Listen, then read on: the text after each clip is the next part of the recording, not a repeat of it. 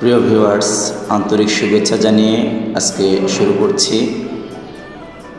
দেখতেই পাচ্ছেন ক্যালিগ্রাফি মুসলিম সংস্কৃতির অন্যতম একটি গুরুত্বপূর্ণ পার্ট হলো ক্যালিগ্রাফি। মূলত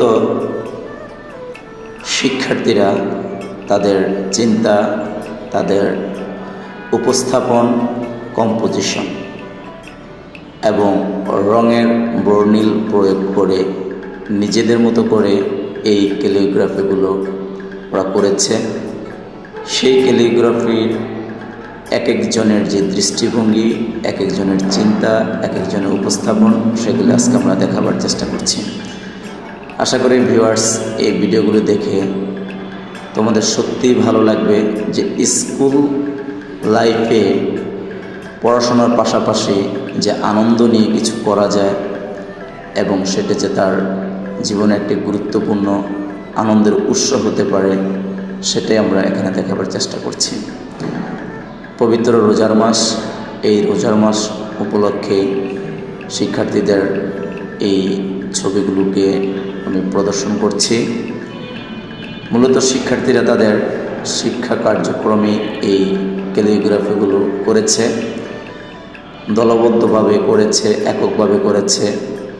মূলত ওরা বিভিন্ন সাংস্কৃতিক কর্মকাণ্ডে অংশগ্রহণ করে, তারই একটি পার্ট এই ক্যালিগ্রাফি প্রদর্শনী।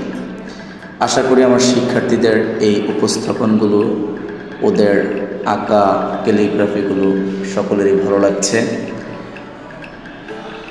এই যে ছাত্র অবস্থায় নিজের চিন্তাকে ইসলামিক সাংস্কৃতিক এর ভিতরে লালন করা যায়, বৈষয়িকভাবে যে আগ্রাসন চলছে তার থেকে মুক্ত হয়েও যে শিক্ষার্থীরা নিজেদের সৃজনশীলতা প্রকাশ করতে পারে, এখানে যে ধর্ম বাধা হয়ে দাঁড়াচ্ছে না, সেটা কিন্তু একটি অনন্য উদাহরণ হয়ে আছে আমাদের এই শিক্ষার্থীদের কাজ।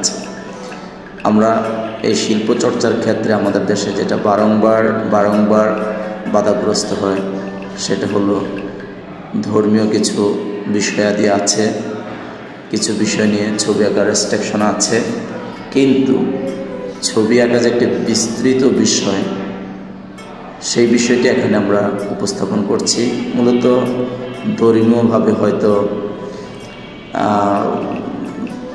1-2% ছবি আঁকার ক্ষেত্রে বিরোধ থাকতে পারে, যেগুলা ইসলাম ধর্ম অনুযায়ী মানুষের বা প্রাণীর ছবি আঁকা।